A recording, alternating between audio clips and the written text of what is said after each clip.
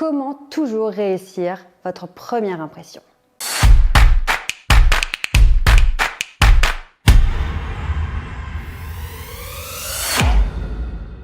Dans cette vidéo, je vais vous expliquer comment toujours réussir votre première impression. Que ce soit pour un entretien d'embauche, une réunion, une conférence, la rencontre avec votre belle famille, peu importe la situation, on sait à quel point une première impression est importante. Alors l'idée, comme toujours, vous le savez, avec moi, c'est pas de se mettre la pression et d'avoir encore plus peur. Non, c'est simplement de prendre conscience que cette première impression, qui ne dure que quelques secondes, vraiment, c'est en quelques secondes que tout se joue, eh bien, si vous la maîtrisez, si vous la réussissez, ça va vraiment vous aider pour la suite. Maintenant, si cette première impression est ratée, peu importe la raison, c'est pas forcément toujours de votre faute, voilà, on va être aussi indulgent avec soi-même, mais parfois, les circonstances font que c'est un petit peu raté.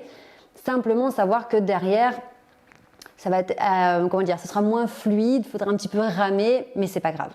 En attendant, quand on sait qu'on a des choses importantes avec des enjeux, eh bien, tant qu'à faire, on va maîtriser certains paramètres qui vont nous aider à réussir cette première impression, parce que lorsque la première impression est réussie, validée, le reste de la relation, ça roule. C'est beaucoup plus facile.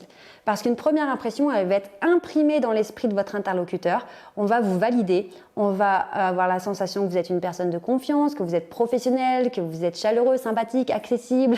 Peu importe tous les termes positifs qu'on peut mettre sur cette première impression. Une fois qu'ils sont imprimés, ça va rester vraiment dans l'esprit de vos interlocuteurs pendant très très très longtemps, voire des années. Alors, pourquoi je m'intéresse autant à cette première impression? C'est que c'est aussi quelque chose qui est inévitable. Tout le monde a une opinion sur tout le monde. Pourquoi? Parce que c'est une question de survie. Vous avez une partie de votre cerveau qui s'appelle le cerveau primitif et lui, sa seule fonction, c'est de vous maintenir en vie. Donc, vous avez comme un radar qui fait que votre cerveau primitif va vous faire réagir à des potentiels dangers. Donc c'est pour ça que parfois on a des réactions disproportionnées de stress par rapport à la situation, parce que c'est votre cerveau primitif qui panique parce qu'il veut absolument vous garder en vie. Alors dans une première impression, lorsqu'on rencontre une personne pour la première fois, qu'est-ce que va faire notre cerveau primitif? Il va scanner la personne et il va nous donner un fichier pour nous expliquer si cette personne est menaçante ou pas. Donc, dans une fraction de seconde, on doit savoir si on est menacé par la personne, si on doit se battre, si on doit s'enfuir, si on doit se protéger ou si finalement, non, cette personne n'est pas menaçante. Notre cerveau n'en va pas en rester là. Notre cerveau, lui, il va regarder la tenue vestimentaire, il va regarder la posture, la gestuelle, le regard, les expressions du visage, toutes ces choses qui vont nous donner beaucoup d'informations.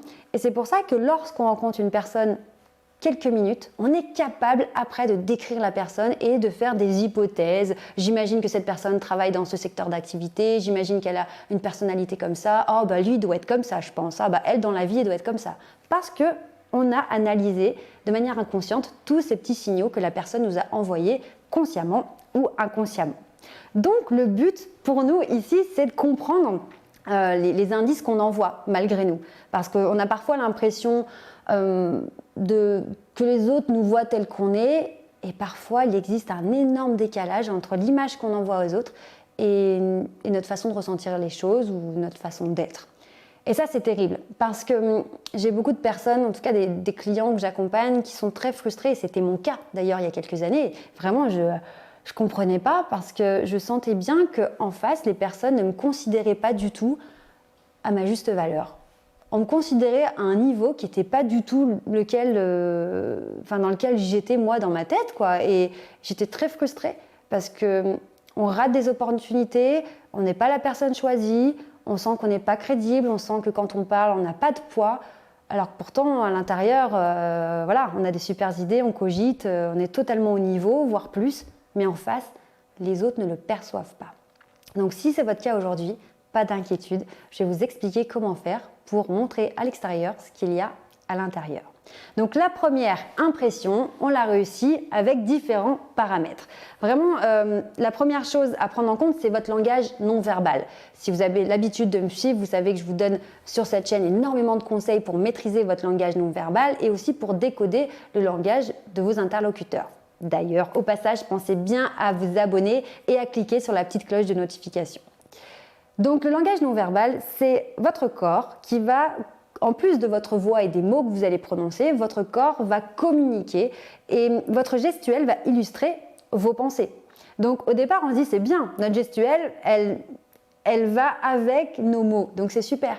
Malheureusement, notre gestuelle, elle va aussi montrer quand on est stressé, quand on a peur, quand on n'est pas sûr de soi, quand on se méfie.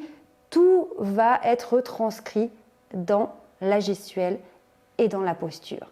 Donc maintenant, si vous voulez faire bonne impression lors d'un entretien d'embauche, par exemple, et que vous voulez montrer que vous êtes à la hauteur du job, que vous êtes performant, que vous avez confiance en vous, mais si vous êtes stressé dans votre tête et que vous n'avez aucune conscience de l'impact sur la gestuelle, eh bien votre corps va montrer que vous êtes stressé. Vous allez avoir une posture prostrée, de protection, la tête, comme on appelle ça la posture de la tortue, la tête rentrée dans les épaules parce que vous vous protégez inconsciemment, ça se voit en fait. Et c'est comme ça que malheureusement on a des décalages, on se dit j'ai très bien répondu aux questions, ça s'est bien passé, je savais tout bien répondre, et puis après on n'a pas le job. Pourquoi? Parce que la personne a vu en nous qu'on avait peur, qu'on n'avait pas confiance, qu'on n'était pas au niveau, parce que notre état mental, notre état d'esprit s'est illustré à travers notre posture et notre gestuelle. Donc si on veut réussir notre première impression déjà, on se regarde dans le miroir avant de partir de la maison. Quelle est ma posture? Comment je me tiens? Quelle est l'image vraiment visuellement, corporellement, quelle est l'image que j'envoie? Est-ce que j'envoie l'image d'une personne sûre d'elle, ouverte, prête à communiquer, ou au contraire une personne timide, qui a peur, qui est en retrait? Et si vous êtes timide et que vous avez peur, ouvrez votre corps, mettez-vous en posture d'ouverture, une posture ancrée, et vous allez voir que même si ça n'a rien à voir avec votre état mental sur le moment, ça va vous aider à prendre confiance et à vous sentir mieux. Parce que votre posture, votre position du corps va impacter votre état d'esprit. Ça marche dans les deux sens.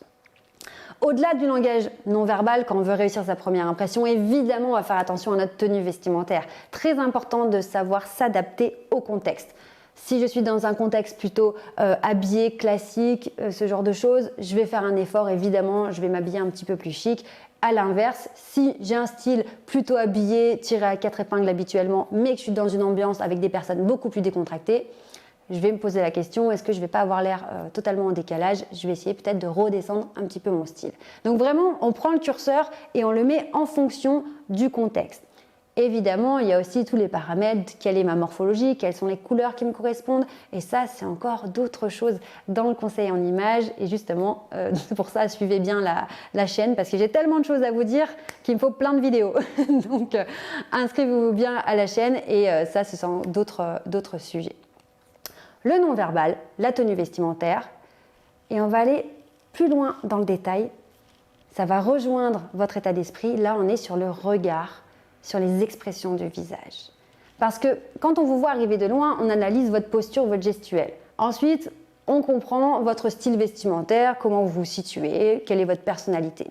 Mais après, on va vraiment analyser votre façon de regarder. Est-ce que vous avez un regard franc? Est-ce que vous regardez dans les yeux? Est-ce que, à l'inverse, vous avez un regard fuyant? Vous n'osez jamais regarder la personne quand elle vous parle? Quelles sont vos expressions? Est-ce que vous êtes souriant? Est-ce que vous êtes avenant? Est-ce que vous avez un visage ouvert, rayonnant? Ou au contraire, est-ce que vous êtes méfiant? Vous avez toujours les sourcils froncés, les lèvres pincées? C'est des choses qu'on ne va pas consciemment analyser. On ne va pas dire « Ah, bah, ce monsieur, il a vraiment les lèvres pincées, il a l'air stressé ou sur la défensive. » Non. Mais notre cerveau, lui, va analyser les lèvres pincées, et nous, on va se dire qu'il n'a pas l'air très chaleureux, pas l'air très accessible, etc. Donc vous voyez, finalement, on peut partir très très loin dans les détails, c'est passionnant, moi ça me passionne en tout cas, mais les choses à se dire, c'est que ne laissez pas une première rencontre, ne laissez pas une première impression au hasard. Ne vous tirez pas une balle dans le pied. Encore une fois, l'idée, c'est pas de se mettre la pression, mais simplement de marquer 2 points. Tant qu'à faire, on met toutes les chances de notre côté et on sait que vraiment, ça va nous aider pour la suite. Donc, vous voyez, réussir sa première impression, c'est sur différents paramètres.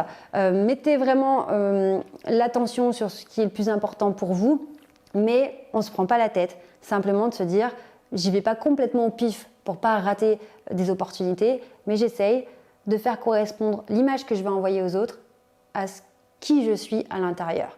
Et à partir du moment où je suis alignée entre l'intérieur et l'extérieur, tout devient plus fluide, tout devient plus facile. Les personnes que je rencontre, elles me considèrent à ma juste valeur. Les personnes que je rencontre me comprennent tout de suite. Elles cernent qui je suis, elles cernent ma personnalité. Et donc, naturellement, je vais attirer à moi les personnes qui me correspondent, le même style de personnalité. Et tout de suite, ça va être facile, ça va être génial. Et à l'inverse, je vais repousser naturellement les personnes qui ne me correspondent pas. J'espère vraiment que ces conseils pourront vous aider. On se retrouve très prochainement sur les réseaux sociaux, sur cette chaîne YouTube, ou peut-être j'aurai l'occasion de vous croiser lors de mes conférences. Prenez soin de vous, à très bientôt. Ciao!